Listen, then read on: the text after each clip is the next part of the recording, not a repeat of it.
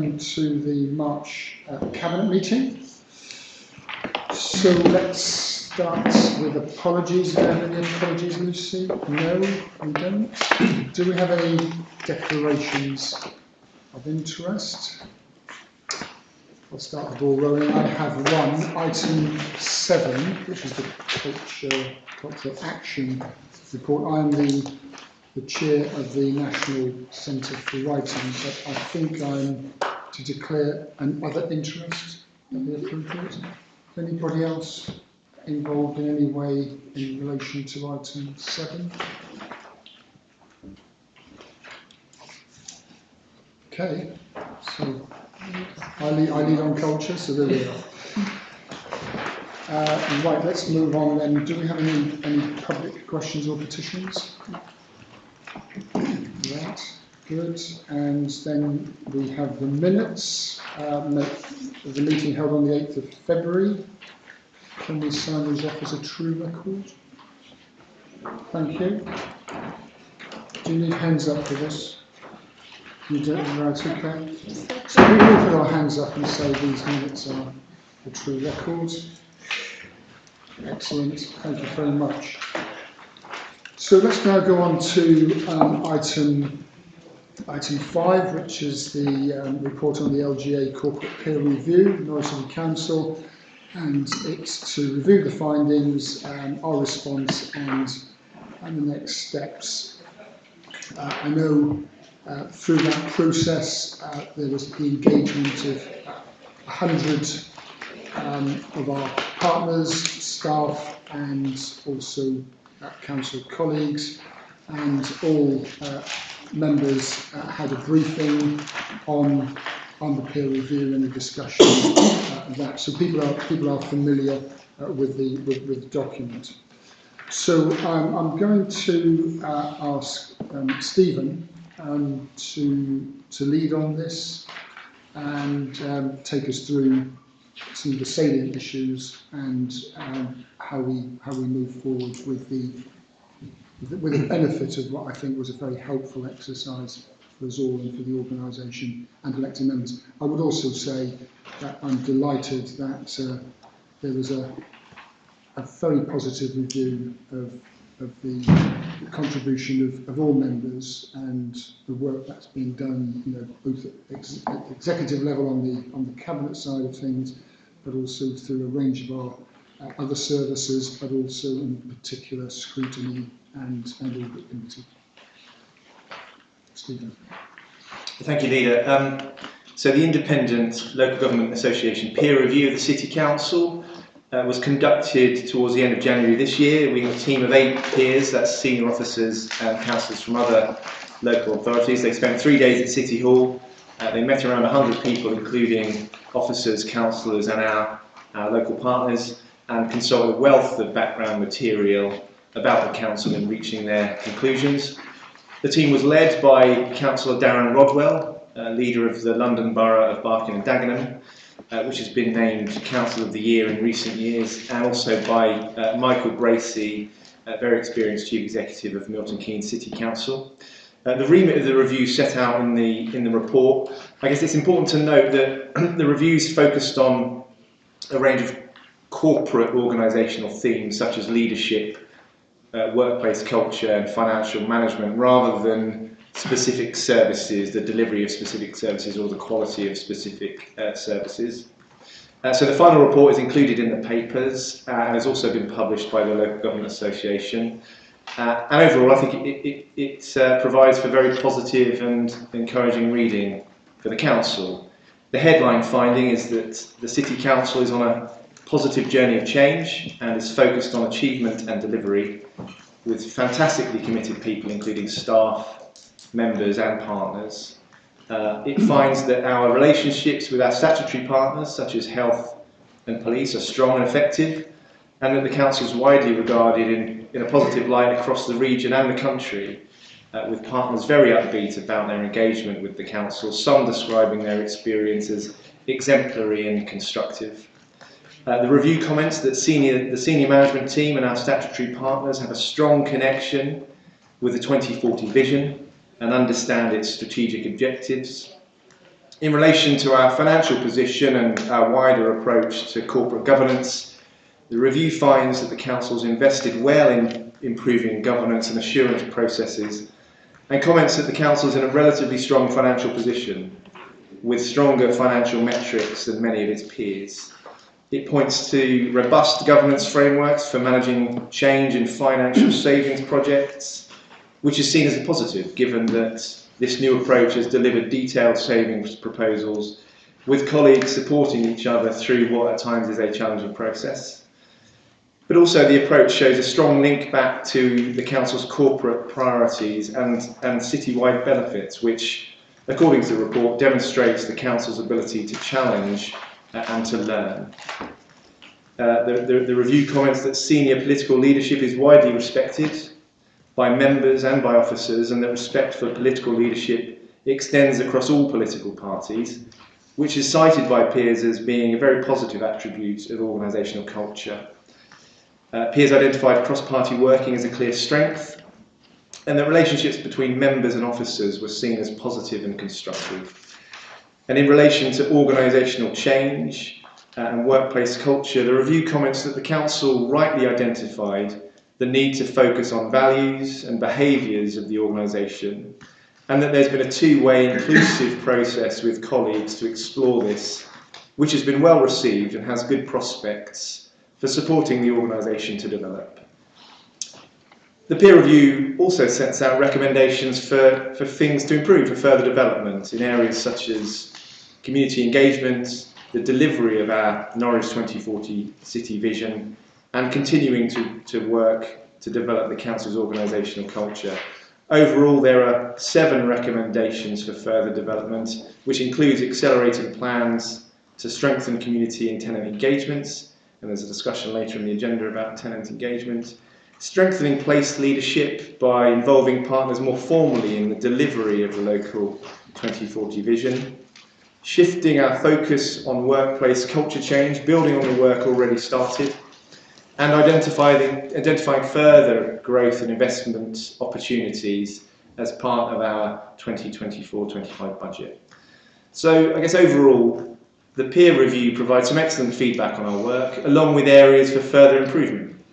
But I think it gives us confidence that the Council's moving in the right direction, that things are improving across a range of areas, but with some helpful recommendations and suggestions for further development. I'm sure that the new political leadership and whoever takes over from me will continue to drive progress, but the report makes clear that everybody will need to play their part. The peer review make reference to our fantastically committed staff, councillors and partners, and I very much agree with that. In terms of next steps, the report sets out an initial response against those 7 recommendations. Further work will now be taken forward to ensure that all the suggestions in the report are actioned and built into our core plans through the annual refresh of our corporate plan, which will be going back to Cabinet and Council later in the summer, our annual budget process and our Future Shape Knowledge Transformation Programme. And that progress against these actions will be overseen by the senior leadership team and reported back to Cabinet.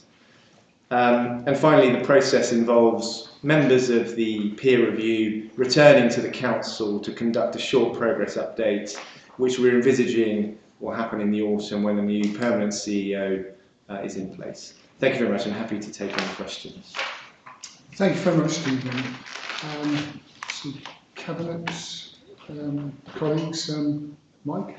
Just to say very briefly, I was in a meeting with some Cabinet colleagues where we met the leader of Barking and Dagenham and the chief executive of Milton Keynes, and it was very challenging. Certainly there was no pushover.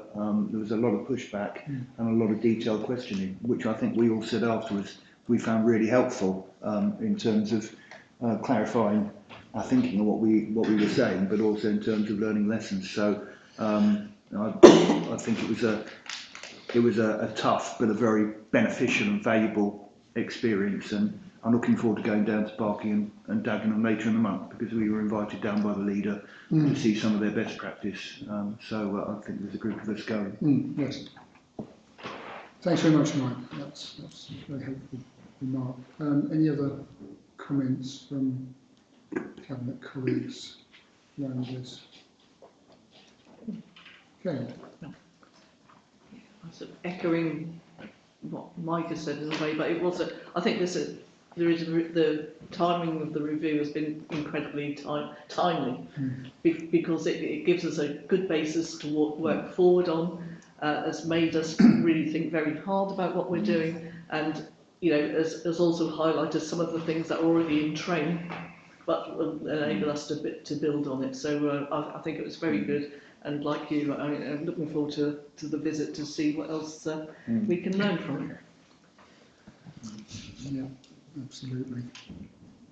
Lucy.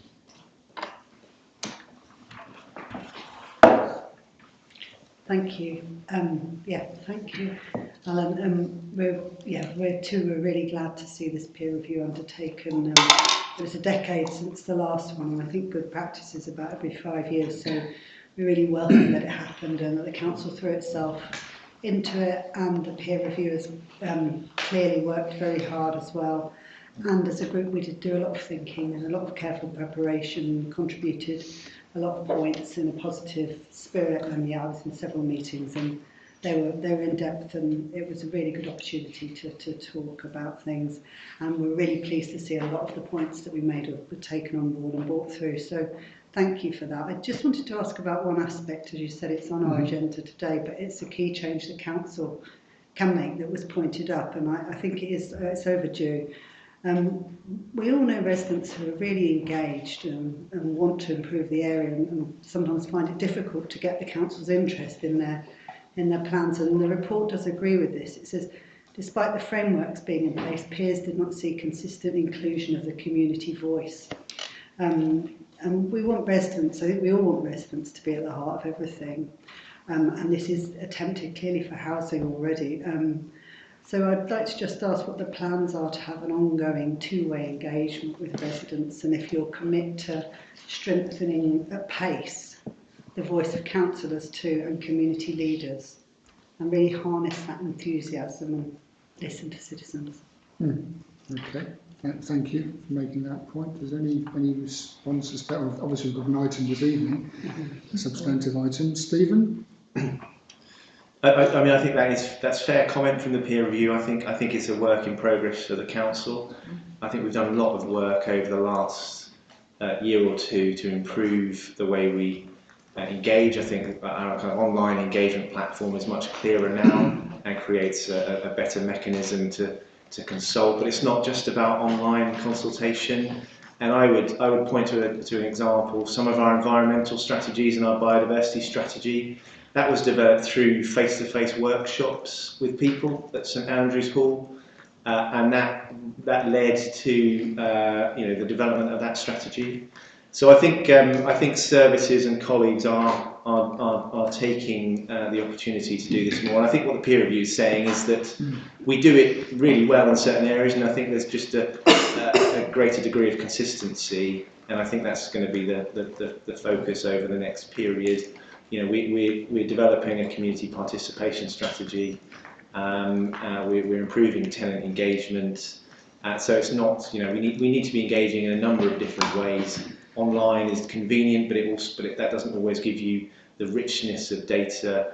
Face-to-face engagement, which we are doing much more of in the development of our core strategies, involving residents and communities earlier in the development of policy. I think we're starting to do those things, and I think what the peer review is saying is there's really an opportunity now to drive that forward, and I think the senior team is certainly focused on doing that. Yeah. Thank you. Now, I think we have 3 strategies coming later in this meeting, which will give us a good foundation for working. And there is no one way that suits everybody with consultation or communication, and we need just to try and make it as wide as possible. But I think we mustn't forget the 2 years of COVID that we had, which made life incredibly difficult for doing some of this work. And we're now building it up again. So I think there's a lot to look forward to, a lot to develop, and I'm again, a timely review, a timely reminder, and the work has started and is in progress. Any other Any comments around that? I certainly think there's a considerable amount. If we take let's just take a civic year. There's a considerable amount of consultation undertaken. I know the relatively newly established Health and Wellbeing Board, which I chair, has been taking evidence about conversations with people about their health priorities, their health needs. So I think one of the actions I would just like to take away, prompted by Lucy's question, is just an audit of what we would do over a 12-month period in the normal course of events, because I think that would give us some kind of benchmark as to where we've got, particular strengths, but clearly there are some areas where we can continue to improve. Good. James, bring you in now. Yes, thank you, Chair. There's a under the recommendation, it talks about the recommendations from the review being mainstreamed into the new corporate plan and other things, and that will then be monitored by the senior leadership team. I guess what I'm interested in is that monitoring of the stuff that's been mainstreamed, or is there a review process of going back to the original peer review? Maybe it's 6 months, a year, just to make sure that we've not lost track of some of the aspects that were in that review at the point we brought them into our own documents. Okay. If that makes sense. Yeah. Yeah, I think the point about mainstreaming is that I think it's important to avoid having too many sort of action plans all over the place. Our key strategic document for the organisation is our corporate plan. And that includes three elements. It includes our sort of vision and our strategic objectives, but that's then backed up by a section of kind of actions and deliverables that we will focus on delivering to meet those objectives.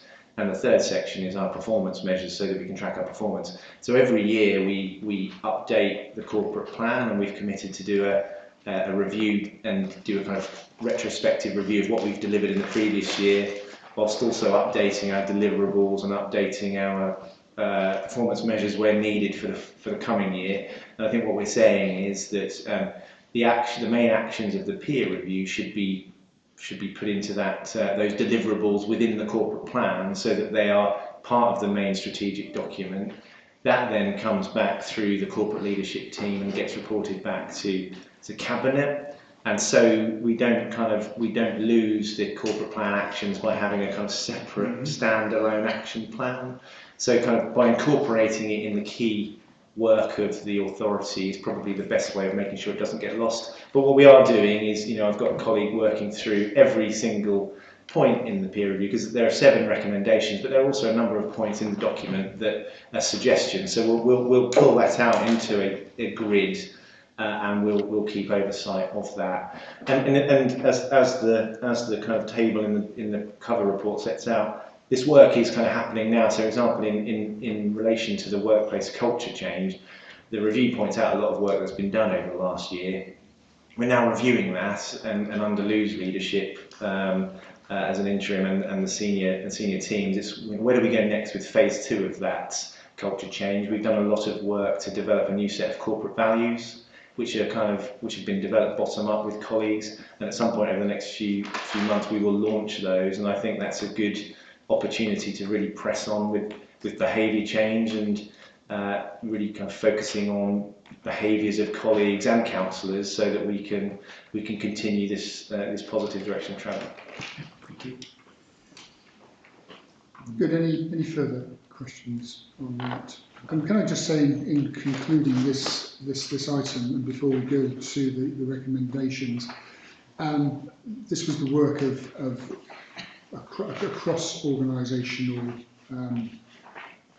engagement, but I would particularly like to thank Stephen for his leadership on this, and the work that he has done over the last 3 years, having a good look at the council, looking at our potential, our strengths, our governance, and that's been an exceptional piece of work. So I'd like to record our thanks to the Chief Executive for that leadership. And we think about the 4 horsepersons of the apocalypse trampling all over the city with cost of living crisis, COVID, all sorts of Brexit, all sorts of things, and having the first COVID recovery plan of anywhere, I think, laying out how we move forward at this time. I mean, that was a key building block to, I think, was overall very successful review by the LGA team.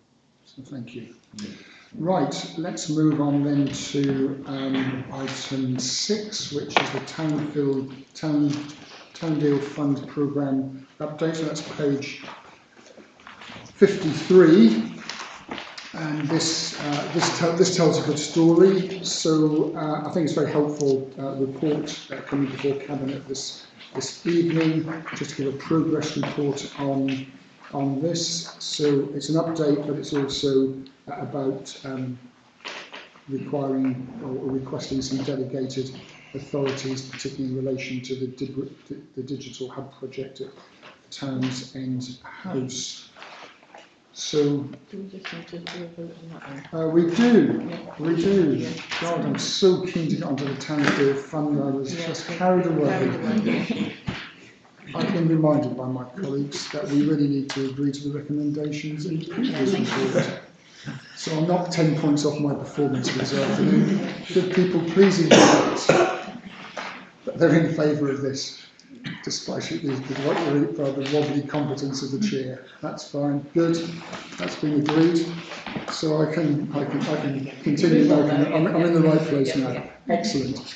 So what we know about our bid for Townsend money goes back to 2019, is that we were successful in getting the full £25 million for some ambitious projects, which were around schools and enterprise infrastructure and urban regeneration, with a number of different strands as part of that. And we were one of the 4 successful local authority bidders that got that money going forward. The success of that was drawn from one of the themes that came out of the peer review, which was very strong partnership working, and it was that partnership working which enabled us to put together the right mix of people and organisation for the town's deal board. And when we were allocated the resources, the press release mentioned that it was the Norwich 2040 partnership and our work with stakeholders which got us over the line and got us the resources. I mean, there's been an immense amount of work that's gone into putting together the programme, but also the delivery. On page 56, the details of the governance, and the City Council is the accountable body. And what you will see is that we've had 3 agreed by government fast tracks: the East Norwich Master Plan, Carroll House, the Digitech factory, and also the branding. So very good stories to tell about the projects moving forward. The Digitech factory at City College was opened last year. I cut the ribbon on the Advanced Construction Engineering Centre recently. I was very, very pleased to be able to do that. So there's in terms of achieving those objectives, which are really around our policy framework of Norwich having the infrastructure and housing needs to be a successful city, that work is well underway. There are some challenges, of course, in terms of the increased cost of inflation, the construction market, and also supply chain challenges, but those are being dealt with. We need some additional funding for the digital Townsend House, and so we've got a permission to decommission, as it were, or deprioritise. There's a language in here that says that more precisely, from one of the public realm projects, which is Upper St Giles. But in terms of that digital hub project, I mean, it's really rather crucial in moving things forward around that sector. A good business space, it keeps our tech startups in the city rather than having to go elsewhere, because we can provide those facilities. And we also have a number of recommendations which are in relation to those important delegations with the Executive Director of Development and City Services and the portfolio holder for Sustainable and Inclusive Growth, which is Councillor Stonnard. I would just draw your attention to the tables at the back of the report, which give you a rundown on the funding of different strands, and I would just refer to one other of those Townsdale projects, which are the halls. That's on page 75. There's a report later in the agenda which Councillor Kendrick will be presenting, but the halls, which are a key part of our cultural strategy, which I shall be talking about in a few minutes, and also in terms of that sort of moving things in strengthening that digital development session, has had a necessary survey. I think in my experience with historic buildings, once you start opening up historic buildings, which are sometimes held together by cobwebs, once you've disturbed the cobwebs, there's always extra work to do. That is just a kind of law of historic buildings, but it is a crucial asset. We have obligations to maintaining that asset, but we also have ambitions to repurpose its role. So that is covered in a later report. So a very good story, a very well motivated team working to deliver these projects and do them in a timely way. And we have civil servants from DLUC who come down and have a look, and they are just delighted to come and have a look at a place where this is working really well. Other areas are struggling a bit with their Townsdale. So we'll go to the recommendations in a minute, but I'm happy to take any questions on the report, Mike. I mean, thank you, Leader. What this sort of reinforces is also the range of investments that we've been able to make as part of the Townsdale process. East Norwich Master Plan kick-starting the new quarter of the city in East Norwich, really, really important. The ability to purchase Carrow House, which is also part of that process. But I just wanted to make a comment about the digital hub project, because it seems to me one of the challenges for the future is to develop new industries and incubate new industries to create new jobs which actually are going to be fit for the future and actually not location dependent, because I think that has in recent years has impacted us negatively.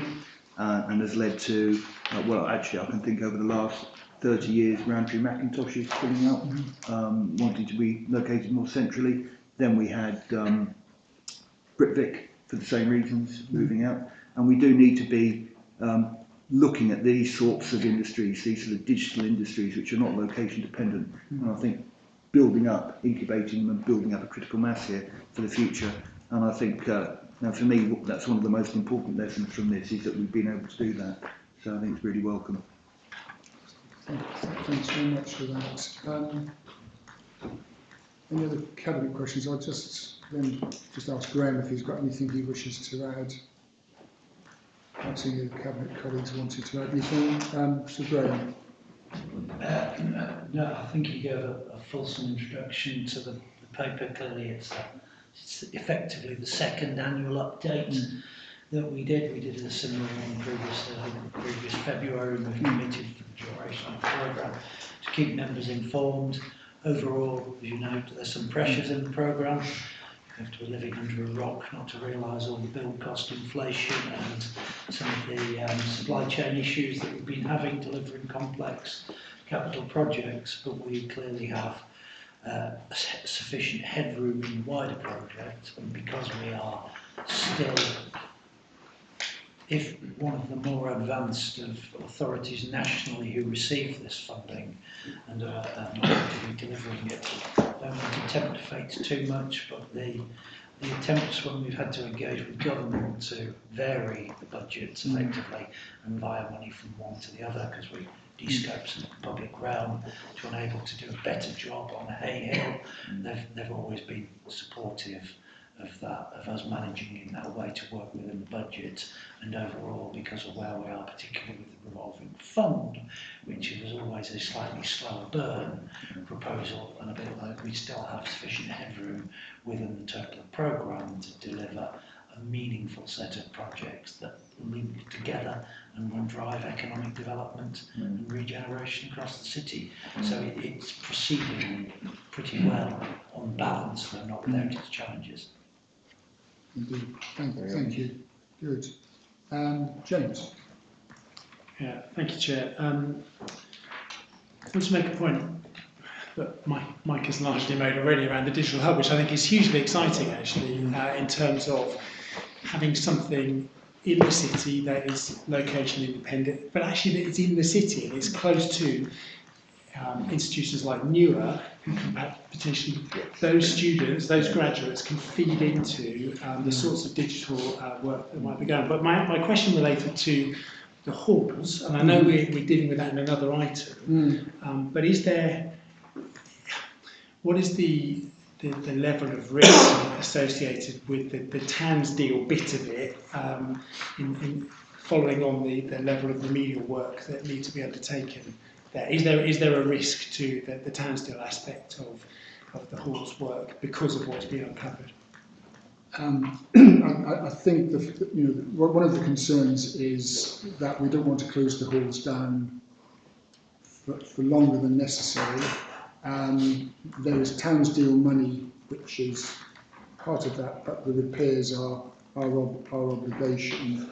And the view is to, the reason why we're taking Paul's report this evening, there's your report. Forgive me, Adam, I just see money and I think of Paul. I just see Paul. So in due course, Adam will be leading on that report, but we do need to make a separate capital provision for that, and that's why we need to take this back to council next week, because actually it's a change to the budget that we agreed just a few weeks ago.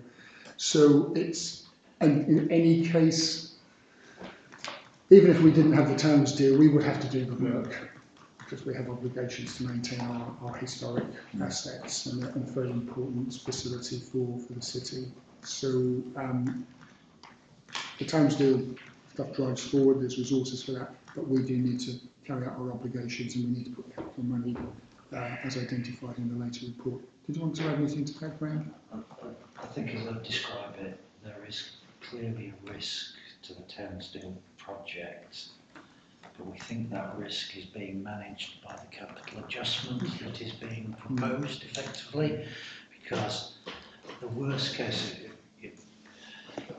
why would you invest so heavily to turn it into a preeminent facility effectively to make much better use of that, the Hall's facility, and be able to drive more commercial activity and deliver the benefits of it, if then you had the ongoing structural issues, particularly the roofs and the windows that weren't addressed. I think the point is, so clearly we think that providing Cabinet and Council are satisfied with the capital programme amendment that is coming forward later on the paper, that should effectively deal with the risk to the Towns Fund programme that would exist if you weren't prepared to do it. There's a further knock-on benefit about the timing of doing those two things together, because as Councillor Waters alludes to, it's a building we've got a long-term stewardship responsibility for, and actually there's an efficiency in delivering the works to the roof and the windows and the structural works to the building alongside the works that were already intended on part of the the tension programme, because it makes the scale of the works more attractive in terms of marketing it, and it effectively limits the period for which the facility will need to be closed while the works being done out. So it's a far more efficient way of procuring and delivering the works, bringing them together. Thank you. Thanks for the question. And Lucy. Thank you. Yeah, well, it's a really interesting report with all the sort of range, as Mike said, of projects, and it's really good to see. I wanted to ask about another risk. That's on page 80, I think, around the Hay Hill sculptural pieces by the Poiriers that look, as far as I understand it, to be completely moved as part of this. And I know that there was positive consultation done around the Hay Hill design, which did involve a lot of people. The new design is about includes biodiversity, and those pieces are very historically and culturally linked to that world-renowned masterwork by someone who I've heard called the Brian Cox of that time on the natural world. And they're part of the distinctive character of the city, and pieces of really unique and valuable public site-specific contemporary art, of which there really is very little in the city centre.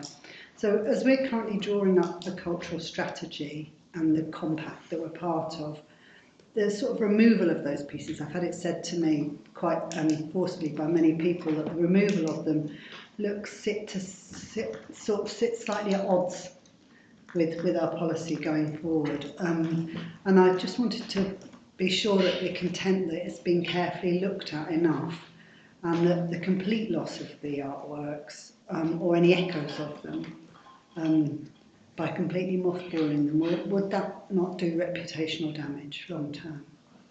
Well, I think only mothballed briefly in terms of the fact entering into a discussion and the assurance that I gave at the answering the public question that we will be engaging very closely with the artistic community, or people who have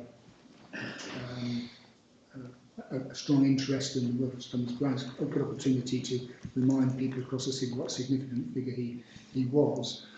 So that is up for discussion to come to a satisfactory solution about location. But in terms of the actual space on Hay Hill, that makes it a much more functional and usable space. And I wonder, Graham, if you wanted to increase any of the points around that particular location. I mean, in terms of where we are with the project, I just think it's some of the risks you're highlighting. The risk registers, this has moved on since that was drafted. We review these, and the regularity of the township board meetings means that we've agreed some changes to the risk registers, because some of these things have moved on slightly. Clearly, when this was written, we were originally hoping to relocate the Poirier sculptures as part of the same process that led to their removal from Hay Hill to enable the biodiversity and the public realm benefits of the. I think everybody agrees this is a really impressive looking scheme that we're about to start delivering on to be done.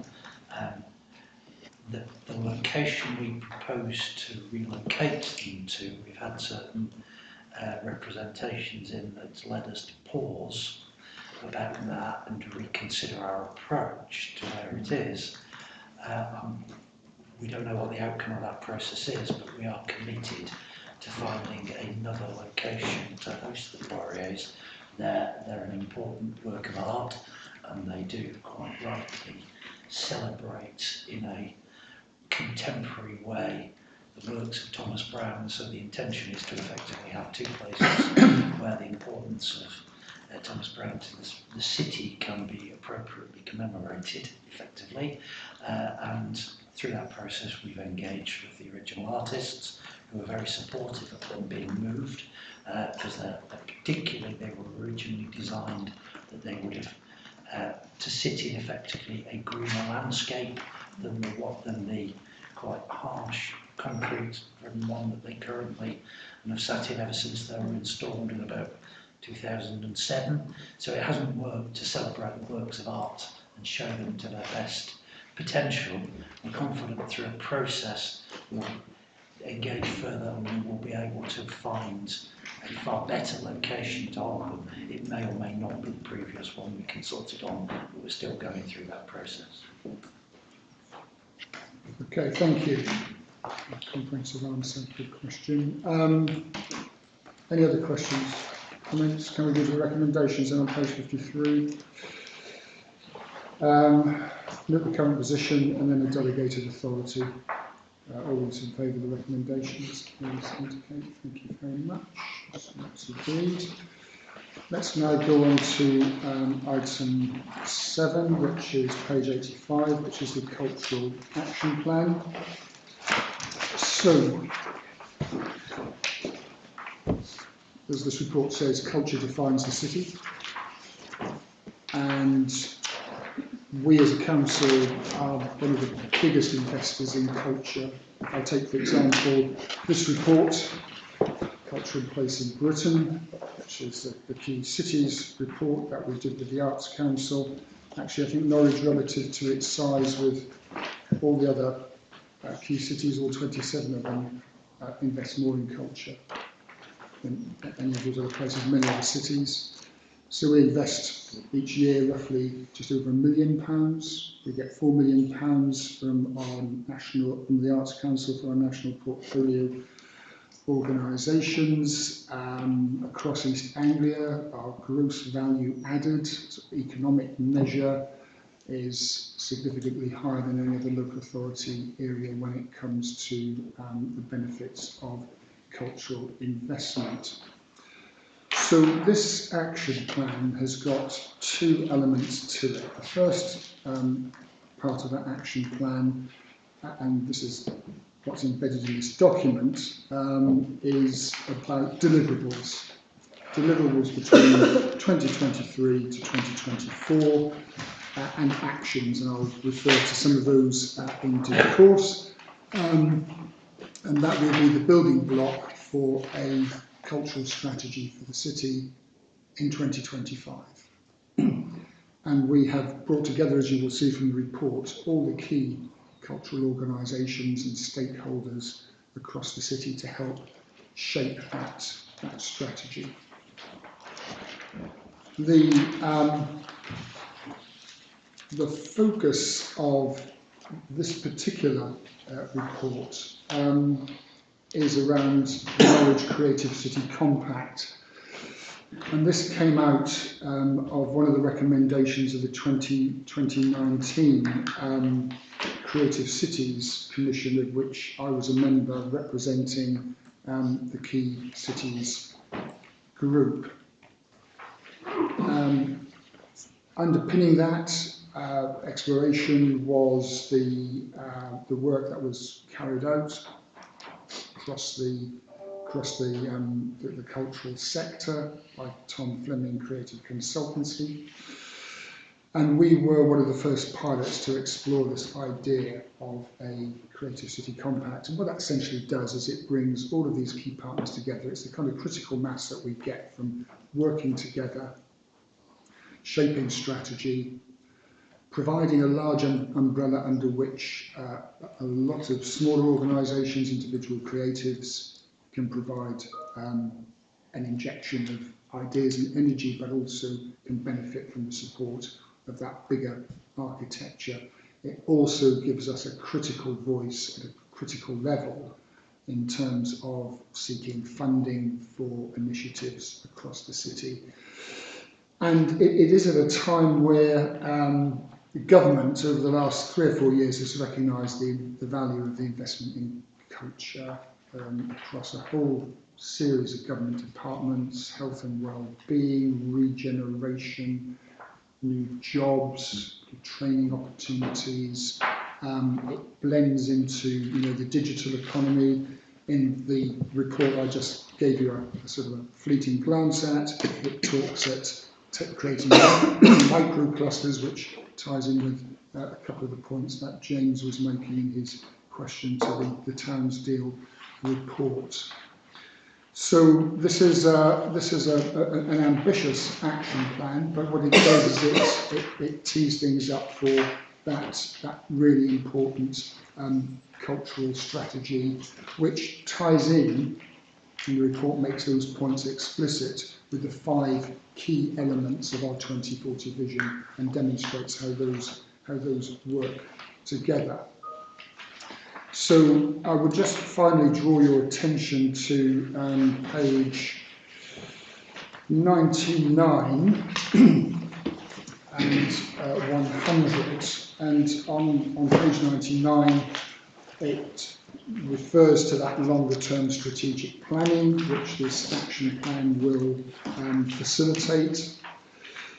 And it then talks about the Creative City Compact Partners, which is not something which is an exercise in the short term to deliver things. It's actually building that as a long-term relationship of partners, drawing on good practice from other compacts in other parts of the UK, and Claire is at the table, and she's been to, I think, one recently in Coventry.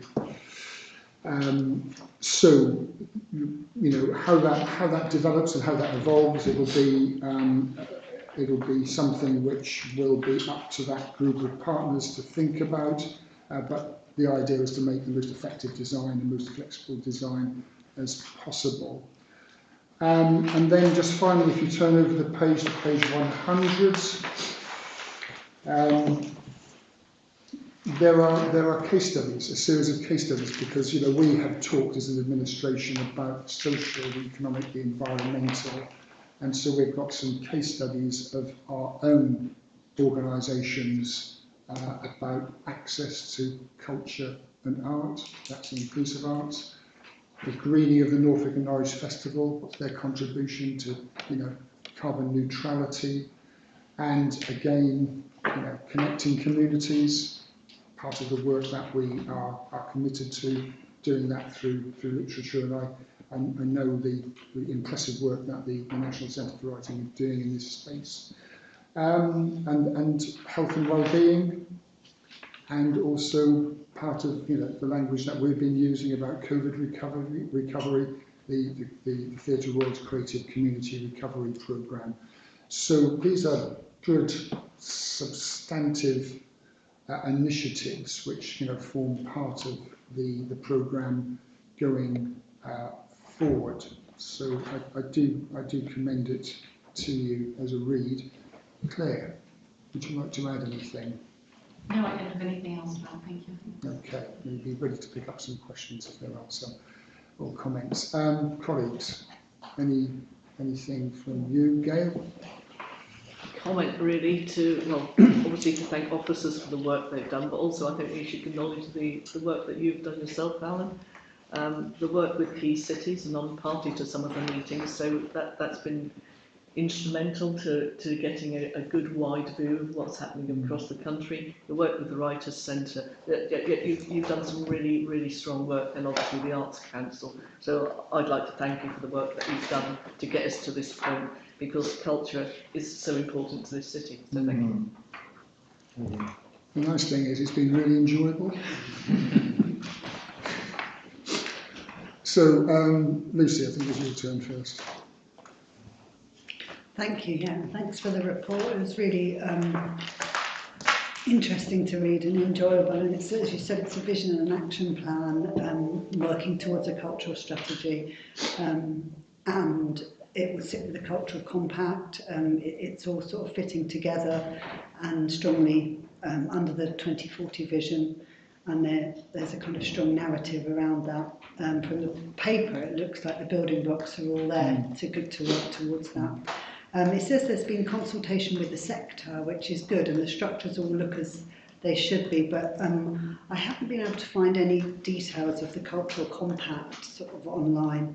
Our webpage on Arts and Culture mentions it, but the officers of the Secretariat for it. So that the vision is strong and lays those foundations for the cultural strategy, and you're obviously seeking approval to progress to the full thing. But I'd like to see a bit more information online to show how that all ties up, and perhaps open meetings with cultural stakeholders in the future, sort of a commitment to that.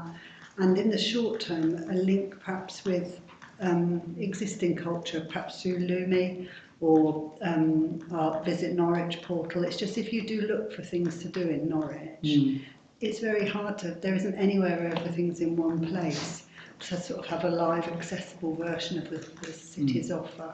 So I just wondered if you might consider having open meetings with cultural stakeholders in the future, and in the short term having some of those links made accessible online. Thank you. Thank you, Lucy. Just wondered if anything you want to add to that. I know you've been, I mean, Claire has been in, as it were, in the thick of it, and has done an excellent job. But your sense of that sort of dynamic? Well, in terms of visibility of the document, that will sit on our website within the 2040 vision section as a kind of subgroup, because that's kind of where how it fits. It's absolutely part of our plan that we continue that stakeholder engagement. The Creative City Compact meet regularly already, but that part of one of the actions within the plan is that we have an annual or more regular engagement with the wider sector. Okay, thank you. And James. Thank you. Yesterday, along with members of the Museums Committee, I was able to have a look around the sort of the jewel in the crown, which is the castle, and the building work that's currently going on there. And you know, those who are in charge there are firmly of the opinion that that will be the sort of the preeminent museum in the east of England when that gets refurbished. And I think we've got that, and there's absolutely something to a way of using that to sell the city more. So, but actually another thing that came out of the Museums Committee meeting, and I'm trying to work out how it feeds into this document here, was a discussion around the lack of exhibition space for some of the arts organisation partners, and so just if that can be sort of factored into the longer term thinking of this, I think that would be great. Thank you. Okay. Anything you want to add on that? No, I am aware that there's a lack of exhibition space. It's something that's come through a lot of our discussions. So yeah, absolutely opportunities there. I'd like to thank and put it on record Claire and Helen in particular for their work with the cultural sector and moving that agenda forward. It's making very good progress, and the evidence is here in this very well written cultural action plan. So thank you very much. If there are no more questions, can we go to the recommendations? Just need to find them myself. Here we are. So we're asked to approve it. Yep. So I think we can do that. all of our hands up.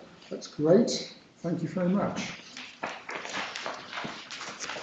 Good. Well, we've definitely heard enough from me to have a change of tenants. So that's Gail and Beth, I think. Who's leading off on the tenant engagement, housing management, and safer Norwich strategies? Gail, over to you. Thank you. Both Councillor Jones and I are delighted to present this report of what is essentially a trio of strategies. We're seeking approval for the adoption of the tenant engagement strategy, the housing management strategy and the safer Norwich strategy for 2023 to 26. As a little background information, because I know that we want to keep the proceedings as brief as possible. In 2020, Norwich City Council agreed a new housing strategy fit for the future, which had 4 key goals, namely improving the use and management of the existing stock, improving neighbourhoods, meeting housing needs and delivering new homes, maintaining and improving the condition of existing housing.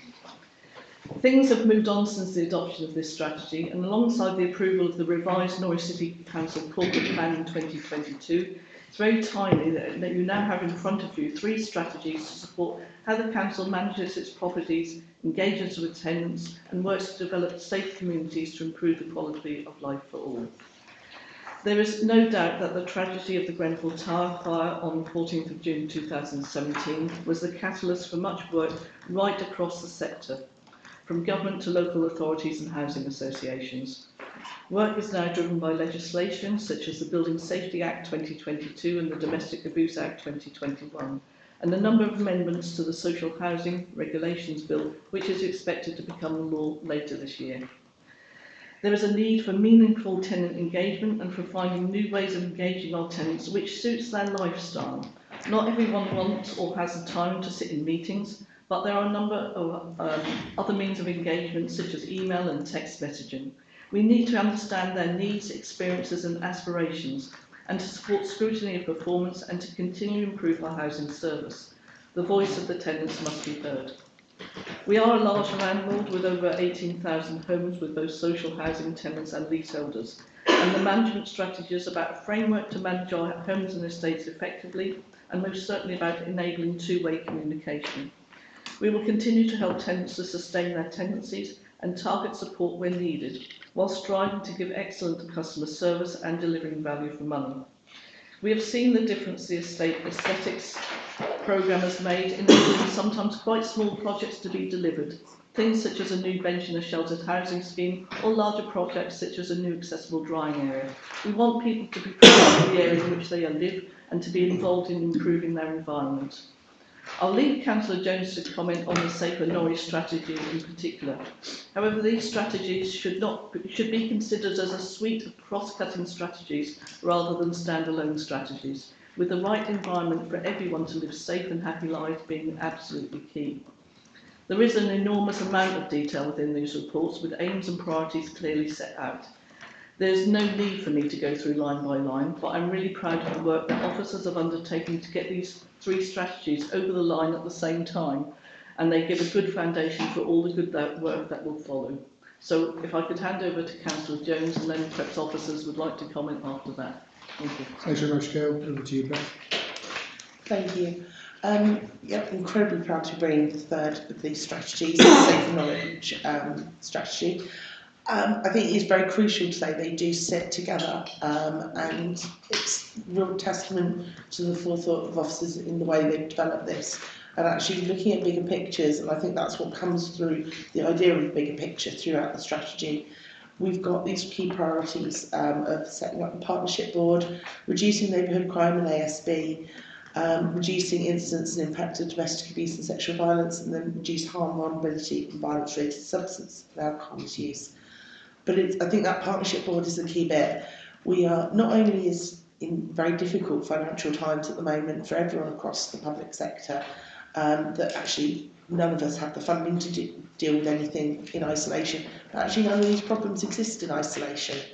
And it is only going to be by working together with other organisations, and especially we're saying police, probation, the NHS, social housing organisations, voluntary and community sectors, can we actually tackle them. And I think that's a really positive shift, and I would like to thank Chris and Bob for the work they've done in actually already building better links with other organisations that work within this area. And the balance, I think, that comes out in this strategy of we've got a sort of more preventative model discussed, but we also are not afraid to go down the route of enforcement. And I think that's been a very positive change, that we're able to show communities that we take their safety seriously. Just looking at the last 6 months of the work done by the ASB team, we've had 2 full closures, we've had 4 notices seeking possession, we've got 13 CPWs, 9 CPN community protection notices. You know, this is real action. So I think that allows communities to have confidence that we will enforce where it's required, but that we're aware of the vulnerabilities that are in this area as well. So I think there's a really good balance coming through in this. Also that this, whilst we have the Norfolk County Community Safety Partnership, Norwich has its own distinct issues, and this allows us to really focus on those and feed that in, because we're a city, we are different, so we're able to be more strategic for ourselves. Also very positive around the level of engagement in the consultation. Of those over 100 people that responded, we had 93% agreeing with those priorities we'd set out. And when we asked whether people thought this would make Norwich safer or not, only 8% disagreed with the idea that it would make it safer. So I think that's really positive engagement, and it was interesting to see some of the written responses. That I'm not sure people totally got what we were talking about, but it was people were engaging with this, and they were. I think that's going to be positive going forward in terms of we're never going to achieve anything in terms of community safety if communities aren't on board with this. So I'm just really pleased that we're presenting this and the cohesion that comes from having the 3 strategies together, and thank Bob and Chris for their amazing work. Thank you very much, Beth. Any comments? I suppose, Bob, Chris? so there's, I think you covered all the policy ground. I think the key thing for me was that one of the asks I was given was to break down some of the silo thinking inside that existed. And so this was a real opportunity to kind of get 3 large stakeholder groups within the business to think differently and come together. And I think that collaboration is, and the empowerment of those 3 managers, so Chris is one of the 3, has actually is why this feels real to Norwich. I think it's very easy to parachute someone in who can just write your policy, but these are contextually yours, and we've gone to great lengths to make sure it resonates with what the community has talked to us about operationally, what it complains about through the complaint system that I see, and what we're seeing as feedback through the antisocial behaviour team. So we've kind of used all the data that we have to formulate all 3 of these. The other thing I think is just worth pointing out is that you were doing all these things. What these strategies have done is pulled those things together in a more cohesive way to say actually what's the impact of A or B, and how does, let's not unintentionally do something over here that affects this. So we've created that coordinated space. So I think once the team can start delivering, you'll see bigger benefits. But good to see we're all doing some of them. Thank you, Bob. Anything you want to add at all? I think all I was going to say really is that they provide a clear framework for staff to work within, and I think that's really, really helpful. It provides us with direction, and I think that will deliver a better service for our tenants and residents, which is what we're here for. Okay, thank you. Any questions comments from any Cabinet colleagues? This triptych of strategies, very good. James, I think you can do first. Yeah, thank you. No, some very good strategies presented, so very, very happy to see those. The one question I have relates to the level of response from those 11,793 text messages that were sent, and on what strategy there is to sort of build on that for future engagement. Obviously that does come in, sadly, just under 1% of those people who got the text message, and obviously we'd all like to see more engagement. Is there any strategy to sort of build on that moving forward? Okay, so I heard in the earlier session when we were talking about the peer review, there's lots of ways of engaging. And I think one of the things we're trying to do with the sense strategy is say there's lots of ways, we should use all of them. That 1,000 was 1,000 of the 18,000, not 1,000 of the wider city, because it was around tenants' engagement. So we've got, it's actually a significant, in terms of statistically relevant, that 1,000 is a good sort of data set for us. What we recognise is that one size does not fit all. So we're not just going to rely on the technology thing. We're going to do a whole set of different systems. Sorry, can I just clarify something? Yeah. Because there were 11,793 texts sent, and for example, in terms of the Safer Norwich, there were 102 responses. I'm not sure where the 1,000 figure is. So the figure in the background is there's 1,000 that actually responded to the initial survey which informed the drafting of the tenant survey, of the tenant strategy. So there's kind of like, there's two parts to the tenant engagement strategy. When we consulted, we wanted to kind of get a feel first. So we went out once, got 1,000 responses, built the strategy, then published the strategy for a wider consultation. So you've got the wider consultation piece, and I quoted the earlier number. So just getting that statistical relevance piece in there. Okay. Thank you. Okay, thank you. Lucy? Thank you. Yeah, I mean, it's so important, as Beth said, to have communities on board with this, and it's good progress to have something, to see these coming forward. They're things we've been, looking forward to having for quite some time. In terms of how they're pitched, the current version is sort of open policy in some way, that anyone can read. It says you in it a lot. It's aimed at tenants, obviously, some of them. But on the other hand, there are elements in it that won't be easily read in language or tone by the audience. So sort of it says governance oversight for the delivery of the strategy will lie with the portfolio holder and the executive director and things like that.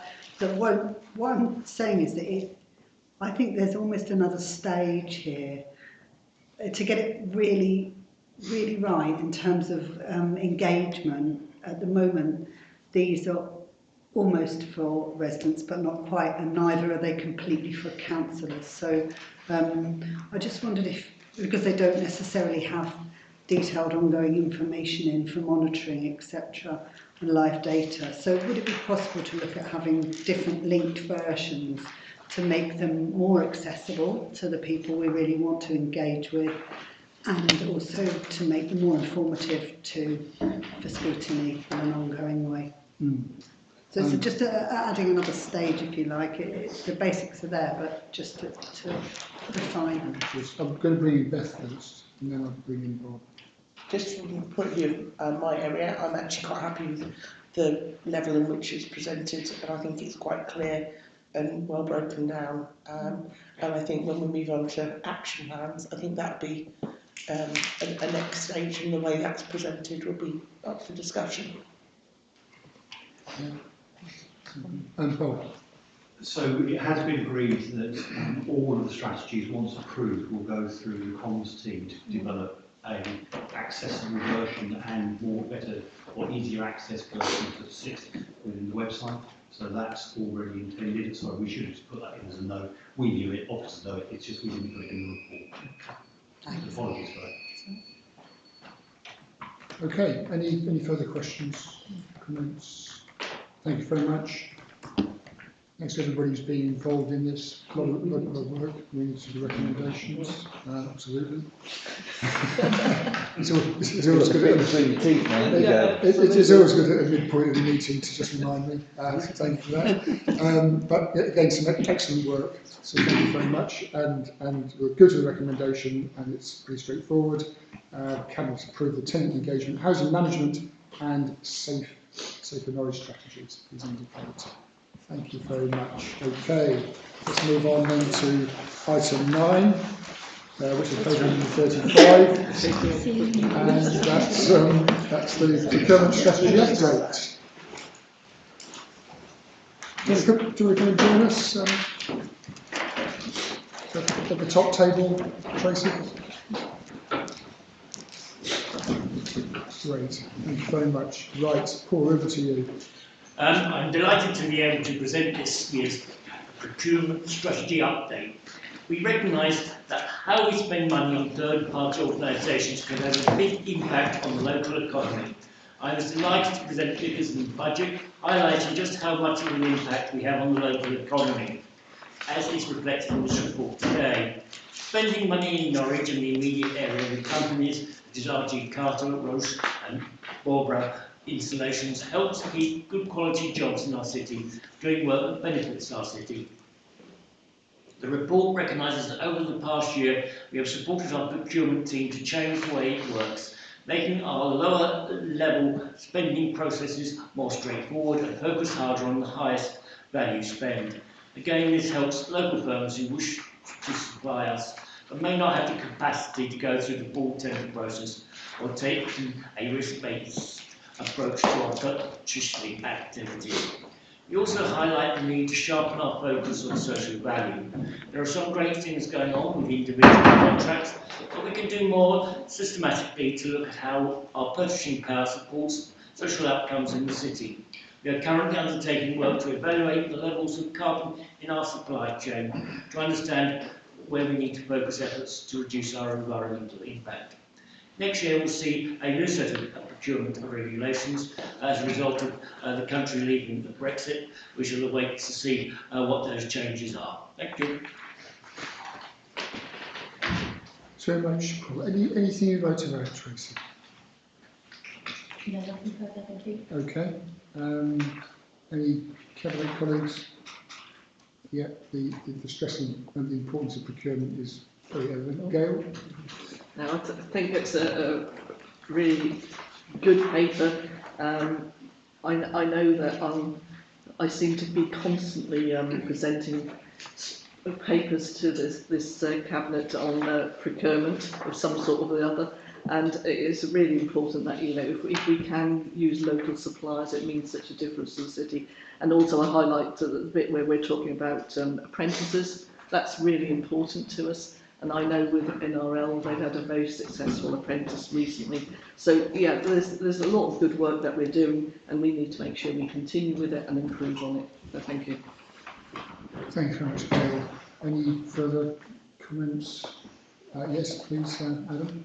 I was just going to say how fantastic it was in paragraph 16, 65% of our supply is based within the City Council boundary, further 5% within the Greater Norwich growth area. That's an incredibly high percentage. There's 28% in Preston. Talk about the Preston model, might need to rename it the Norwich model. Yes. Yes, we can hold our heads high, I think, with colleagues in the northwest. Lucy. Thank you. A more specific question, really. It's very good to hear those figures, Adam. There's a number of occasions where we've had a very small number of contractors bidding for a contract, which then makes it difficult to get best value. From my own professional work, one thing that stops them, even as part of a framework, is not having the opportunity to discuss what the formal invitation to tender means. I wanted to know, do you do pre-tender open meetings, or would you consider them, which might help to increase the number of contractors we have bidding? Tracy. Oh, sorry, Leah. Leah first, and then Tracy. If you should do it. I feel a bit bad. Tracy's now turned off her microphone. Yeah, I do appreciate, especially for sometimes smaller organisations who might want to get involved with us for the first time, maybe they've got a particular delivery model or a solution.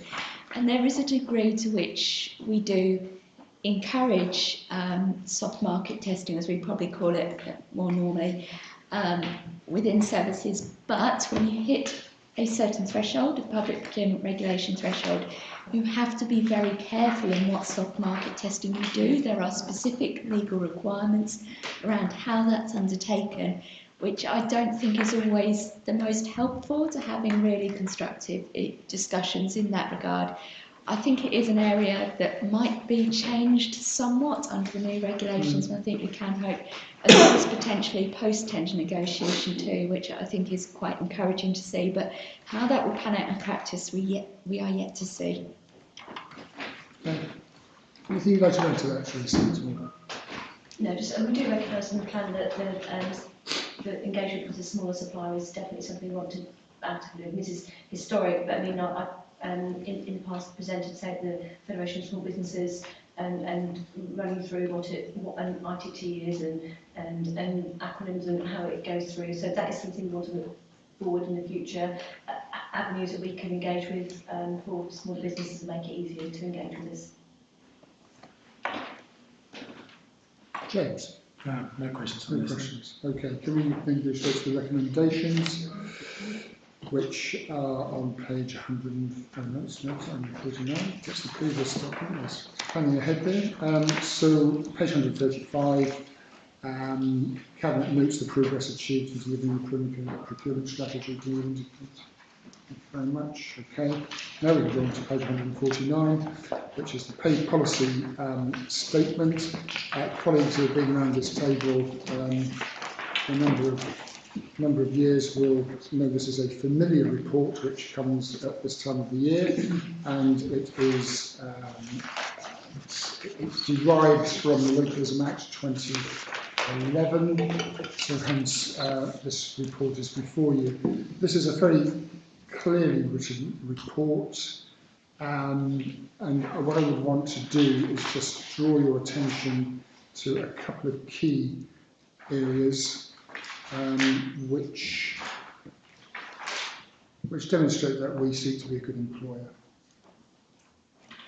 for all of our staff. We know how hard our staff work, and we're tied into national terms and conditions. Where we can, we provide within that framework additional enhancements.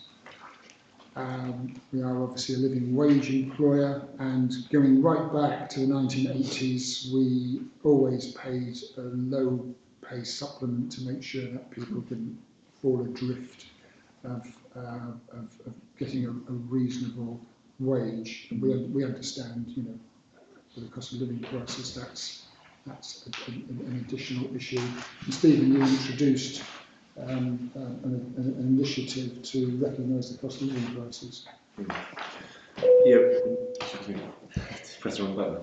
Yes, we did. In early in January, we recognising that colleagues across the organisation are struggling, and that any kind of unexpected cost, whether it be a washing machine breaking down or a fridge or whatever, is potentially going to have a big impact. So we did introduce £250 cost of living support grants to colleagues, and we set aside some money in the budget for this year to cover that. And I'm pleased. Well, I'm not pleased to say, because actually we shouldn't have to. The cost of living crisis means that we shouldn't have to support colleagues in this way. I'm pleased that we set up the grant scheme, and I'm pleased to say that it's been responded to, and I think we've issued about 30 odd grants so far. So we are able to help colleagues, but I guess in the wider context, it just shows that actually clearly cost of living is having a big impact on the people of the city that we're here to support, but it's also having an impact on many of the colleagues that are actually supporting the people of the city. Yeah. Thank you, Stephen. And if I can just draw people's attention to page 158, lowest and highest paid employees. It's something I repeat every year, I think, and I'll do it again. The astronomical ratios between someone who is working in the city as a highly paid employee, and the average wage. I think the ratio is something like sort of 368 times to more than the average wage in the UK. Those kind of differentials highlight high stress levels of inequality, which we do not favour. But what we can do is we can do what we do within the framework of pay within the organisation. So 5.2, the ratio between the highest paid employee and other employees based on the median earner is just under a ratio of 1 to 5, and the highest and the lowest pay point is a ratio of just under 1.7. And I think the pages that follow on from this in terms of living wage and pay progression and so on, we'll roll that over, bonus schemes, etc., overtime enhancements, severance payments, and of course the benefit of the local government pension scheme is an indication of how we walk the talk about people's pay terms and conditions. We unfortunately are unable to do anything about pay freezes by the current government over the last 10 or 12 years, and actually one of the reasons why we have a cost of living crisis is because pay has not been keeping up with cost of living, and that has inevitably resulted in the industrial action and deep unhappiness, and actually deflating the local economy. You know, more money in people's pockets is spent locally. We talked about procurement a little earlier on, and that would make a significant difference. I'd also refer you to the points around flexible retirement, market supplements, and a particular point about agency workers. And I make the point that the Council aims to pay those workers engaged through a contract for services at rate consistent with the pay and reward of councillors directly employed in the workforce. And we are not in favour of some of the technical approaches to avoiding rates of tax through kind of consultant interim supports. I mean, actually, it's come back to bite those employees and being faced with a significant tax bill. And finally, just to wrap this up, International Women's Day today, a lot of interest in the media about the gender pay gap. If you do check the link, which is under 6.18, there is no gender payback. So for every pound earned by a female member of staff, it is the same as the pound earned by a male member of staff. And actually, if you dig further into that, if you look at the pay quartiles, upper pay quartile down to lower middle pay quartile, in those categories, women are earning in balance more than male colleagues. It's only in the lowest pay quartile that you find women are earning less than men. So there is a depth to that issue around the gender pay gap, and it gives an indication of the profile of the organisation in a very positive direction. The Guardian apparently are full of praise for Norwich City Council, as they should be. I wouldn't expect to find it in the Daily Mail, but I'm pleased that the Guardian... No, I wouldn't find it there. I'm very pleased to see the Guardian, which is a paper of choice of many people in this room, I suspect, have, picked that out. So that's good news. Right, so any further comments? Unfortunately, Dawn was unable to be here today, but if there are technical questions, we may be able to pick them up, but if not, we'll refer them to Dawn and written answers will be provided. So Lucy, would you like to start? Yeah, thank you. That's brilliant. It'd be great to see that extend right the way through on all levels, but it's really, really good. It says in the report, it says the ratio of the highest and lowest pay points is improved from one is to 7.45 to 1 is to 6.86. So it says the word improve, but yet on page 158 it says the council does not have a policy on maintaining or reaching a specific pay ratio between the highest and lowest paid employees. So it kind of implies that there is a policy, an invisible policy if you like. I just wondered, has a policy been considered? Because that judgment is implied there. And when would that statement perhaps be coming forward, and what you think an appropriate ratio should be?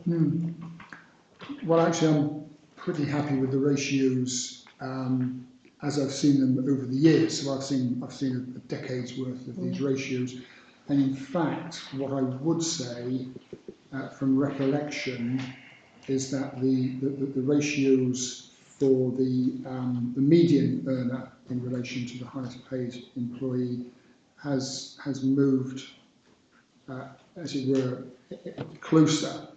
It has been, if we go back, and I can just check that for you, it's a ratio of 1 to 5, 1 to 6 at some point, and certainly I think there was a ratio for the lowest and highest paid. I think last year it was near 8. So actually it's an established pattern. I take your point on the technical grounds, but I'm very happy to just follow that up. But the direction has not gone in the wrong direction, if you see what I mean. It's actually in a closer alignment between the highest and lowest. And of course, those reflect responsibility, qualifications, but it's also about, isn't it, making sure everybody in this organisation is vital to the success of this organisation, and that everybody should get, the best pay possible, and a living wage is one of those. James? Thank you. Just coming back to your point about newspapers, I expect other newspapers would be extolling the virtues of IR35 style avoidance schemes and that sort of thing. But no, I think this is welcome, particularly around the ratios. And the point I want to make actually doesn't necessarily relate to our pay policy, but looking elsewhere in the public sector, particularly say in schools, you've got teaching assistants who, the fact that there has been pay freezing and below inflation pay rises, you've now got situations where people are finding it that they're better paid if they go and work at Aldi. Yeah. And that presents a real challenge for the public sector moving forward. Yeah. I did also read a report about this, this rather punitive model that has been, I think, slightly mitigated now, where people who are on universal credit have to, chase after a large number of possible vacancies, are often taking a vacancy, but it's often a vacancy in a sector which is not commensurate actually with their experience or their qualifications. And so what we have is we have a lot of people in terms of using people's talents and aiding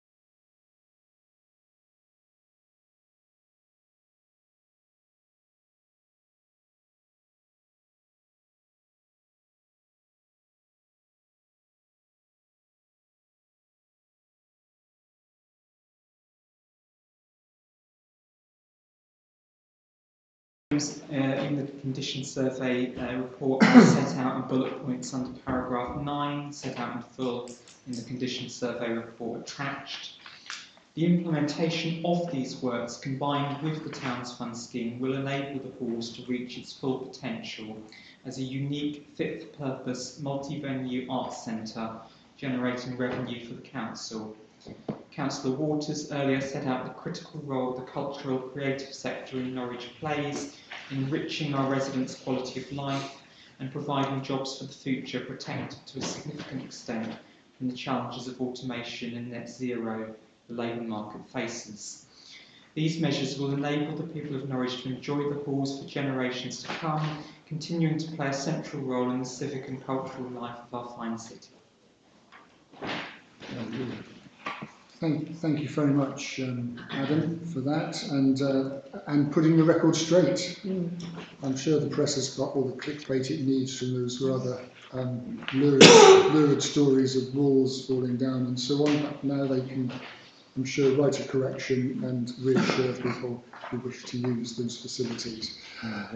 Right, any Cabinet colleagues got any observations they want to make or questions? Mark, anything from you? I'll just say that, so there's a number of things with the Cabinet will be aware we're doing at the moment we're doing more property services from MPS. We're proactively reviewing our assets. We've adopted the asset management framework last year. We're going through a process as per that framework to improve the data we hold on all our assets, and this is one of the number of assets where we are improving data. So this is a sign of us taking proactive action and the framework working, and us taking measures to ensure that the buildings we wish to retain, such as this, significant civic assets for the city, that we are investing in those assets and maintaining them for the future. So all I say is this is evidence of the framework working and us taking the appropriate action to properly manage our assets. That's very helpful. Thanks very much. James, anything on this? Yeah, thank you. I mean, obviously, this is a not insignificant amount of money, but to be spent on significant buildings for our city. So I think that's no question whether that's justified or not. I suppose my question is how. Maybe it's a piece of string, particularly with comments that were made earlier about when you're looking at old buildings and you find they're being held up by cobwebs. But how long, once these repairs are done, until the next major thing is potentially likely to come along for these buildings? In the full knowledge that Mark for that. Yeah. Yeah. So the condition report, the works that are covered by this funding covers us for at least another sort of 5 years, but is the bulk of the more significant expenditure in there. As with any historic asset, we'll need to spend more money over time, and the plan is going forward to have a rolling programme of condition surveys over a 5-year rolling programme. So we would look, we would look further down the line at making sure we've got the capital to keep up to date with further works that are needed over a sort of 10-15 year period, and update the condition surveys in 5 years' time. That's the plan going forward. Thank you. I'll just add. Sorry.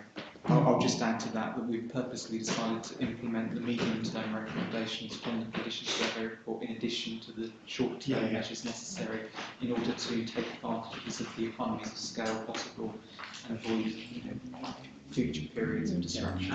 Makes perfect sense. Yeah, very helpful comments. Thank you. Lucy?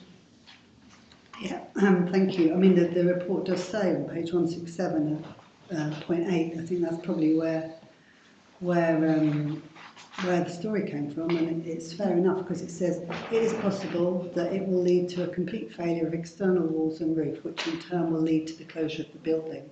So, I mean, if that sentence is in some way, you can't really blame the press for picking it up, I'd say. Yeah, if not, will lead to, if not completely. I think the beginning of the sentence probably contextualises that more accurately. Yeah, but I mean, it's the words are there, so they weren't sort of made up by the media. I just put that point. Have you got a question? Yeah, the question. So which obviously is important then that the work is carried out with that context. and the costs would be substantially higher than already identified, and render the town's fund project undeliverable. So obviously that's extremely important. The question that's been asked of me by people is, had condition monitoring been carried out in recent years, and when was that area last checked? I think we've had the answer to that really, that there's going to be a plan in the future to have a rolling programme of condition surveys, so that obviously hadn't been checked. But also, what will happen to events that are already booked is the key. Anything you want to just pick up on the earlier point, first of the points that Lucy raised? The last, I don't know when the last condition survey was undertaken, but MPS did have a rolling programme of condition surveys. So in terms of events, I don't believe there's any immediate impact on events undertaken with walls. Anything you want to add to that, Claire, in terms of events going forward? I have no, only to say that we're working with stakeholders and regular users of the building to ensure that they know what's happening, and as soon as we're able to give them an indication, we will, so they can plan accordingly. And I'm really slightly speculating here, but I think it's true. Having been on the council for a long time, there are a number of pilots and plans to look at using the halls, and as part of those, condition surveys were an important part of that, not least in terms of thinking about the funding. Capital is easier to raise than ongoing revenue costs. So it's been a building which has been under sort of active consideration in terms of improving its utility, but also thinking about its purpose going forward over the last 25 years or so. Just to add, the movement in the wall adjacent to St George's Street, which is noted in the report, the condition survey report illustrates that there hasn't been further movement in recent decades since heavy goods vehicles were prevented from continuing to go up St George's Street. However, we have reactivated movement sensors on the wall, so if there were further issues in future, we'd be able to respond proactively rather than having to be reactive. And as Claire highlighted, we obviously want to. We have been in regular communication with hirers about what's going on in advance of this, and we will seek to give clarity to them as quickly as possible over what may happen. Good, all done. Let's go back to the recommendations then, please, on page 165. So there is the financial recommendation 1, and then the delegation, which is recommendation 2.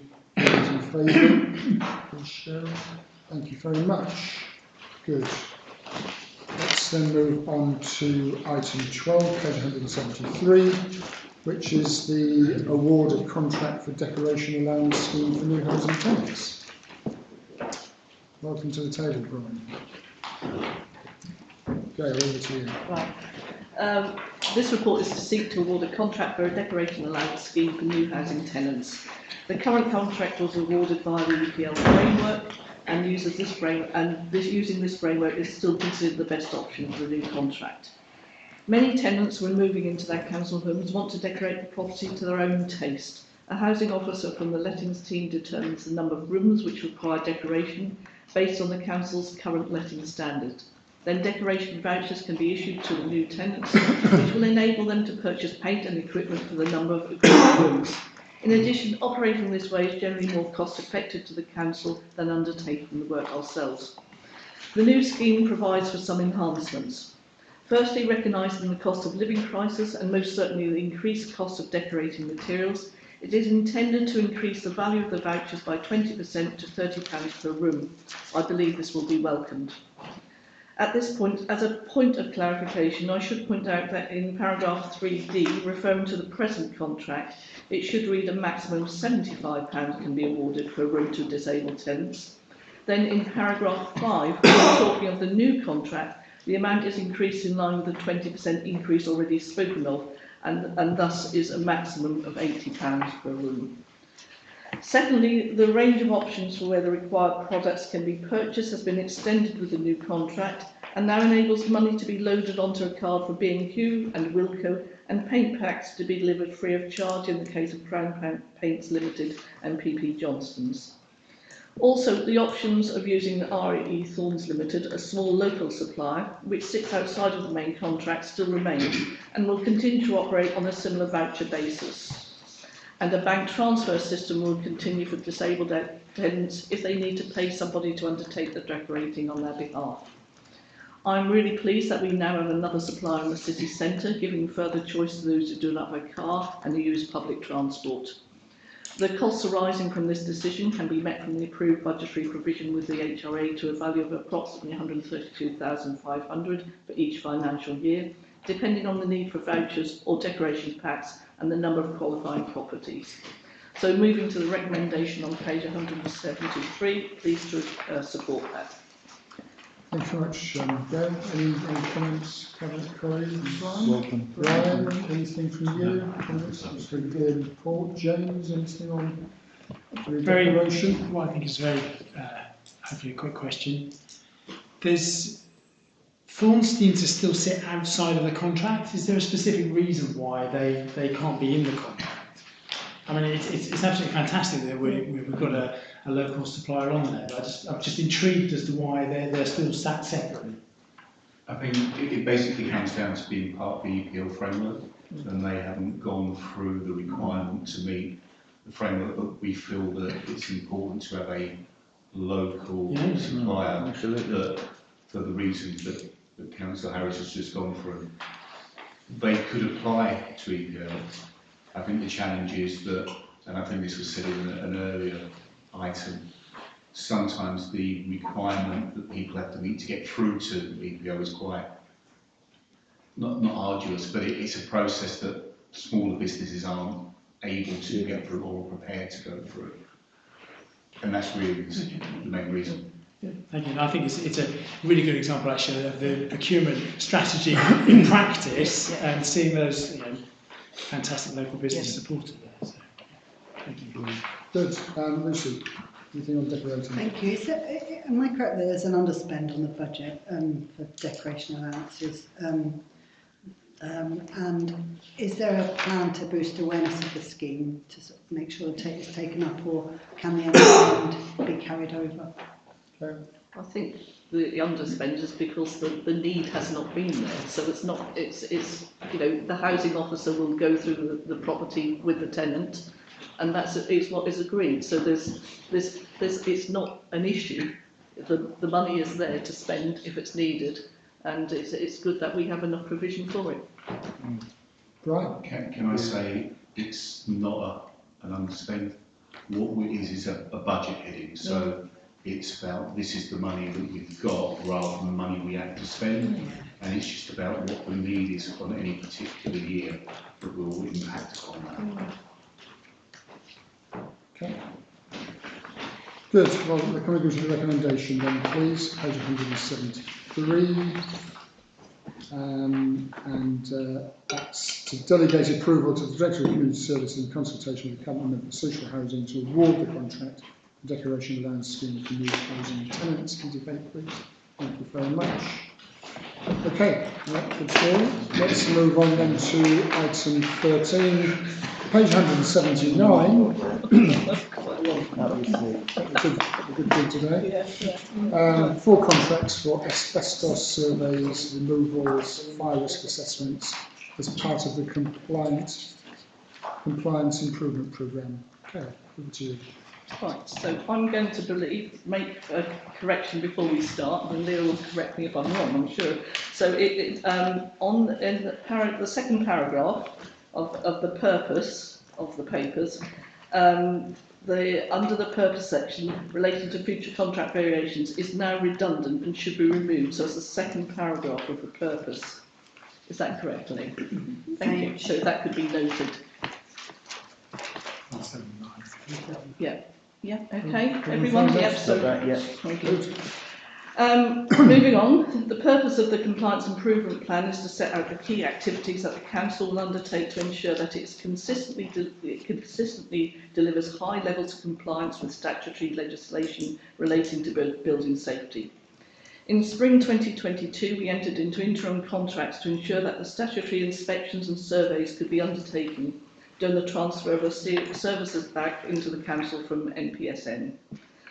Asbestos surveys and remediation are now within a structured programme with greatly improving asbestos compliance figures, with the initial communal area survey programme actually being ahead of its targeted completion date. The existing interim contracts now require longer term contract arrangements with guaranteed and anticipated work streams. As you'll see from the recommendations on page 179 and 180, the total value of all the contracts is £6,791,090, split between 4 contractors, being subject to annual budget setting and satisfactory performance being met. Details of the scope of the contracts can be found on page 182. The necessary due diligence has been carried out on all contracts, and all suppliers have confirmed that they have the capacity to continue the work programme for the longer term requirements after the current interim contract ends. The table on page 185 is useful to understand the annual value and breakdown of the guaranteed and anticipated work streams from the 1st of April 2023 to 28th of February 2027. The asbestos surveys and removals, and from 1st of April 2023 to 31st of March 2027 for the fire risk assessments. So to ensure the timely award of contracts enabling the continuation of the asbestos survey and removal programmes and the fire risk assessment programme, both of which are absolutely necessary to providing and maintaining safe homes and ensure that the Council's statutory duties are fulfilled, I move to the details recommendations on page 179. And I don't intend to read them all out because there's too many of them. Fair enough. Any officer comment on this at all? No, that was very clearly presented. Any cabinet colleagues? No. James is not here, so over to you, Lucy. Nothing from you? Okay. I was going to ask something actually. Sorry. Right, okay. That's all right. It might be one for officers, but it would just be good. It's clear there's a good plan here for asbestos going forward and contractors, but it'd be good to understand the asbestos issues to date and why it's caused delays, and if we can be confident that this will no longer be an issue. Sorry, you mentioned delays. Which delays? Delays within the housing service in general, within repairs. So I think I can pick up the asbestos one specifically. Obviously, we've got a programme in place to pick up with contractors to pick up the backlog survey works, and that's accelerated at the moment. That one isn't delayed. So going forwards, I mean, the purpose of this is to make sure we've got contractors in place to do the necessary surveys and then pick up the remedial works in a timely way. So I'm sure everything is on the targets and on trend. Okay. It's important to note that the suppliers say they have the capacity to do this work. Yeah, so it's a positive story. Good. Let's go to the recommendations as listed. All those in favour? Please indicate. Thank you very much. So let's now move on to item 14, which is contracts for housing maintenance and upgrades. You again? Yes. We're on a roll. I'm on a roll. Right, here we go then. This report is to consider the award of HRA contracts for housing maintenance and upgrades 2023 to 24. The total maximum cost of £6,150,000 is subject to satisfactory performance and quality being met for the period of 1 year from the 1st of April 23 to the 31st of March 2024. The recommendations on page 189 to 190 to award new contracts are needed, as it is not possible to extend current contracts by way of variation. We are aware that at this stage we need to award short-term contracts as an interim arrangement for 1 year, thus enabling the procurement of new term contracts that will be influenced by the ongoing stock condition survey and the future restructure of the property services team. As has been recognised by the procurement strategy agreed early on in this agenda, this provides the opportunity for a full reassessment of our approach to procuring to support the HRA capital programme in future years. As overall performance on all contracts within this paper has so far been satisfactory, approval is sought to award the new contracts utilising the suitable existing frameworks with Eastern Procurement Limited. This allows us to select the most appropriate contractor that meets our contract requirements from this framework. Full details are provided on pages 191 to 193, and I'm sure that they are the suppliers that you will all recognise. All suppliers have confirmed that they have the capacity to continue the work programmes for 23-24 once the current contracts end. All suppliers will be advised that the contracts are pending continuing satisfactory supply performance. This interim solution means that we are able to continue the necessary maintenance and upgrades for our housing stock, and the recommendations made on page 189 to 190 shows our continuing investment in our housing stock and estates. The work ranges from window upgrades, domestic heating upgrades, domestic electrical inspections, upgrades and rewires, communal estate improvements and external decoration. This is all essential work and must be allowed to continue, all things that are important to our tenants. So moving on to the detailed recommendations on page 189 to 190, I am happy to propose that we accept. Okay, anything to add? At all? Okay, Cabinet colleagues, anything you wish to add? Questions? James? No? Lucy? Just briefly, obviously this is only interim because of the ongoing stock condition survey. I just wondered what the timing on the completion of the ongoing stock condition survey is. And will there be a paper coming forward? So, with regards to the communals and blocks, we should have all of that, I would suggest, by the end of this month. With regards to the individual dwellings, that will take longer, and that will be, I would suggest, around December next year. What that doesn't really is stop us planning what we're moving forward with and knowing what the envelopes are, because we all know what the envelope is by way of budgets that we've got, what monies we actually have to spend. What it won't do is give us what that money needs to be spent on. So this gives us the ability for breathing space to plan that and get the whole house approach. I would add further the rationale behind the extensions, the added rationale is if we were going out to market now and we went to new contracts, it's very unlikely that anyone would want to engage with a year and that we get much by the way of quality by the time that you've ramped up the mobilisation. What actually would happen is you've then had a very short period of time to deliver, and it's likely that we would get, I would phrase that, we would get dissatisfaction, and by utilising the incumbents who are performing well at the moment, we can continue that whilst we develop the greater plan. Okay, any wish the recommendation? Yep. Okay, all those in favour, please indicate. Thank you very much. The rest of it, item 15. Thank you very much. Write-off of irrecoverable debt. Thank you, Chair. The report before you highlights 4 cases where all avenues of recovery have been exhausted and the remaining debt now deemed irrecoverable. 3 cases, the companies have been dissolved and no dividends payable, and in 1 case, the company has entered into voluntary administration and some dividend has been paid. However, there will be no further payments. There is no other option other than to write off these debts. The Council has set aside a sufficient bad debt provision in the event that some debts owed to it may become irrecoverable. Any debts over £50,000 need to be written off. That requires Cabinet approval. If there's no way to collect these debts, I recommend the Cabinet approves these write-offs. Okay, we are exhausted in pursuit of debt. There comes a point at which that is no longer possible. Any comments or questions from any colleagues here? No. James, anything from you? Facts of the facts? No? Okay. So we can take the recommendations then on page 197 relating to approving write-offs. Those in favour?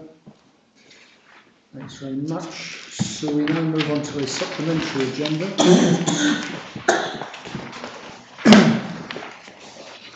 Which relates to establishing a joint venture with Anglian Water and Norfolk authorities to provide environmental credits, and this of course relates to nutrient neutrality. And we've had a couple of papers recently on this, moving this forward. Right, okay, over to you, Mike. So there's a below the line section, so how do you want to handle that? Well, I think we'll take it below the line, we'll take the above the line section first of all. I'll then ask everybody if they want to go below the line. If they do, we'll go below the line. If they don't, then we're in a position to take the recommendations above the line. Perfect. Off we go. Thank you. I'm well practiced in this area. It's your last chance to do it. Yeah. It is. I very last chance. I savour the moment. I savour the moment. Just to prove how proficient you are. Finally. And what we're losing. Okay.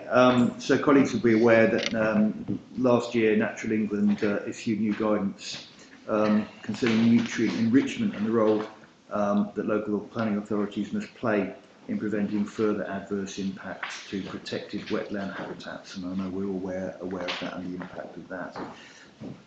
Local planning authorities are now required to consider the impact of nutrient enrichment before planning permission can be granted, and as a consequence of this, no planning applications for overnight accommodation have been released in Norwich since the introduction of this guidance, and the event is causing serious disruption to the development industry across Norfolk. In December, Cabinet considered a report which identified how a nutrient mitigation scheme can be created through the delivery of a programme of fitting more water-efficient fittings into council-owned properties. The scheme will create headroom to allow credits to be issued so that new development will be able to demonstrate nutrient neutrality. The report estimated that the scheme would create headroom sufficient for around 1,400 new dwellings, which is only a fraction of what's planned for the city. We noted that this approach would only operate on a temporary basis, and any unused headroom could be incorporated into the emergent catchment-wide scheme. So that scheme is still proceeding through a technical assessment and sign-off process, subject to receiving the response of Natural England. Meanwhile, the affected councils have worked closely in collaboration. A Norfolk nutrient mitigation strategy is currently being produced, and these authorities have been considering also their role in developing a scheme in which they could offer credits to offset constraints on nutrient neutrality. There is a strong case for taking such action, as there are no signs that the emerging Natural England scheme on market solutions will be available within an acceptable timescale. And what I mean by that is that unless we act quite quickly, there's a risk to the development industry locally and also the council's own house building programme. So this has led to authorities developing proposals for a joint venture company to be established with Anglian Water to address the issue. A drafted commercially confidential business case for the joint venture is attached. You'll see that as exempt Appendix A. If the council does elect to join the company, it's intended to work with a shadow board to develop the governance proposals alongside the development of business case and understanding of risk. It's possible that the company will be formally established in April, with the City Council contributing £30,000 towards the £300,000 initial cost. That would be in this year, and that would be in the form of a payment which could subsequently be returned to us. Clearly, we do have the option of additionally of developing our own mitigation scheme. But this approach has been discounted on the basis that the Council doesn't control sufficient possible mitigation to deliver a satisfactory scheme without reliance on third parties and solutions delivered outside of our boundaries. There are considerable potential benefits of working in partnership due to efficiency savings. All options considered have risks attached to them, and as these relate to commercially confidential matters, these are considered further in the exempt Appendix B. So the proposed way forward is to establish a company in consultation with the other councils. The purpose would be to enable developers to purchase environmental credits to cover the additional enrichment load that has been calculated for their site.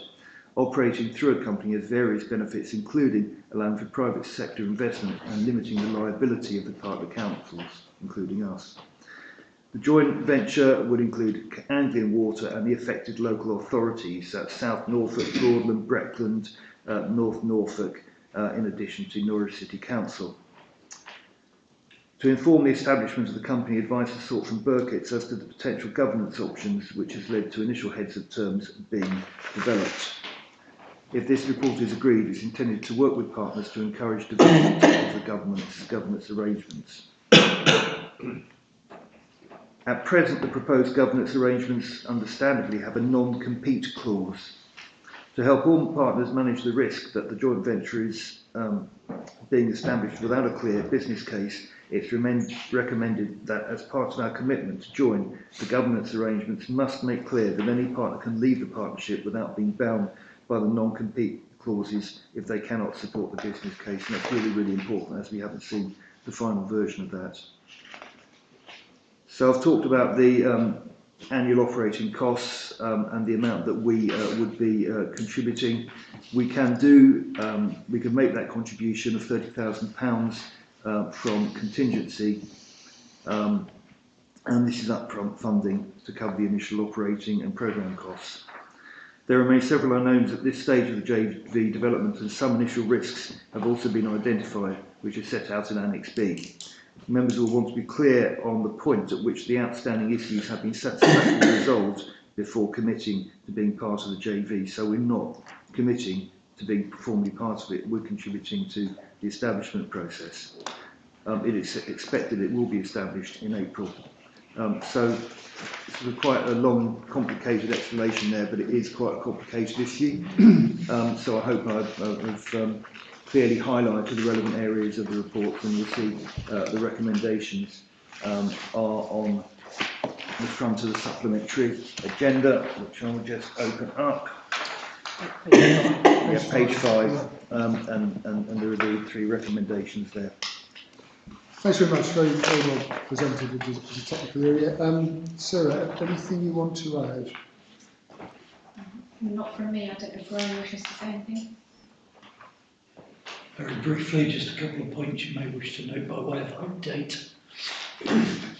Paragraphs 6 to 8 refer to our own mitigation scheme, which we were awaiting a response from Natural England in relation to consultation we carried out. We got that response earlier this afternoon, effectively, and largely positive in tone.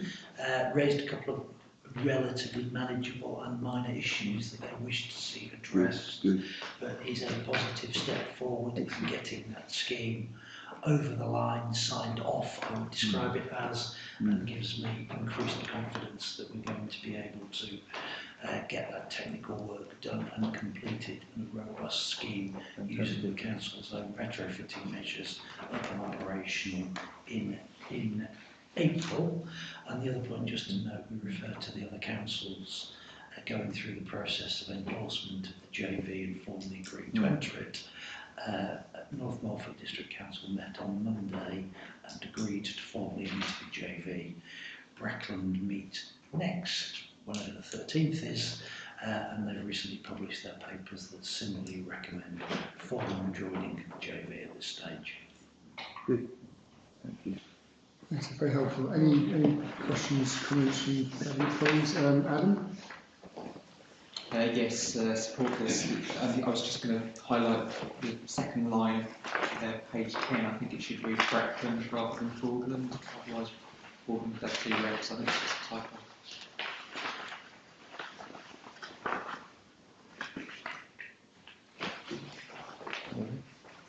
One representative from Norwich, Broadland and South Norfolk, and one representative from North Norfolk and Broadland. Should it be North Norfolk and Breckland? Yes. No, I thought I'd just clarify. That's the deliberate mistake of every report to see whether we're paying attention. Well observed, Adam. Okay. Any questions? James, anything on this? Thank you. Just a comment, and I absolutely understand the logic of why we need to go ahead with this, but the irony is not lost on me that on an issue of nutrient neutrality, we're looking to partner with Anglian Water, who 8 weeks ago were fined £500,000 in Peterborough Magistrates Court for dumping the equivalent of 2 Olympic swimmers of sewage into the river. And so I kind of understand why it has to be Anglian Water, but at the same time, why does it have to be Anglian Water? Anyway, thank you. We have no choice. Yes. Not an unreasonable point to make. Lucy. Thank you. Yeah, I was interested to find from officers we're the first in the country to do this. Not obviously for waterways, but credits aren't a new idea. And I don't know if you've heard of HACT, which is retrofit credits for it's a carbon credit scheme for additional funding into social housing retrofit by verifying emission reductions and the social value of the projects. And it's got a methodology to measure all that, which obviously we have with this, and to measure the environmental integrity, which is obviously key to the whole scheme. And that's developed under the verified carbon standard, so you have a set of certification programs that actually underpin it, which I don't think we so much have here. So I wanted to ask how we ensure the corporate governance of that scheme. And could we perhaps commit to having some independent external research or a collaboration to assess it as it's built? A team coming in to give assurance and potentially collaborate as this is a first, and it might go on to work in other areas as we go forward in similar offsetting projects for nature regeneration. It could be good if we proactively tried that, and there are colleagues at the UEA that assess these crediting systems in developing countries, but we spend our time assessing other places, but it would be good if we could be open to proactively engaging researchers at UEA, perhaps with funding from Natural England, to assess this as it goes forward, because it could be further on a way of unlocking more funds for this area. Really interesting. Sarah, did you want to comment on that, or Graham? I can pick up the first comment about the ensuring corporate governance. I mean, clearly the report in terms of paragraph 24 says a number of concerns that the council have around the governance model that is proposed, and rather than just effectively signing up to a draft at this stage, the proposal is clearly that provides a list of matters that we clearly need to seek clarification on, further understand the risks and what amounts to best practice before we actually formally sign on the dotted line and agree there. And there's an added complication with us being on the very cusp of having our own programme that would otherwise compete, and then we've obviously got the issue of winding one into the other to a certain extent, which is slightly puts us in a different position to the other non-stockholding authorities who are already proposed to be a member of it. The other point you make about sort of independent assurance of it, behind this process there is obviously the independent expertise of Royal Asconing, who we appointed as leading the joint response to nuclear neutrality.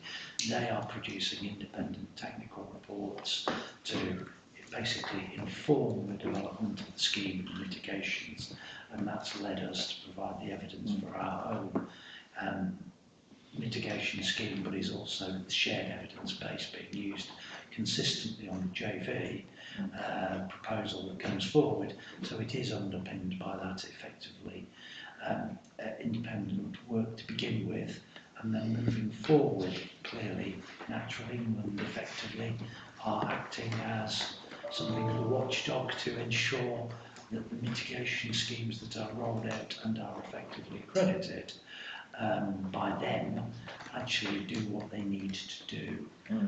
So there is some level of oversight, or it's not just a Wild West free-for-all in terms of being able to take these mitigation schemes forward. There is some level of assurance and check on them. Any more? Sarah? No, I was just going to make the point about natural and scrutiny through the HRA and appropriate assessment process for all planning applications. So there's absolutely scrutiny throughout the whole thing about whether we're actually delivering what we said we think. Excellent. I did not make the cabinet sit through a list of all the governance issues we would want to discuss, because there are many, aren't there? So I didn't draw them all to your attention, but they're clearly in the report. Work in progress. Now, can I ask cabinet members, does anybody want to go below the line before we go to recommendations? Probably need to indicate that you don't want to go below the line. Yes, it's fine. Good. Okay, so we go to the recommendations, which are on page 5 of the supplementary report. 1, 2 and 3. All those in favour of those recommendations? Right, thank you very much. So that concludes this evening's agenda. That concludes the time of myself, Gail and Stephen on attending cabinet meetings. Next time this cabinet will meet, unless we have an emergency meeting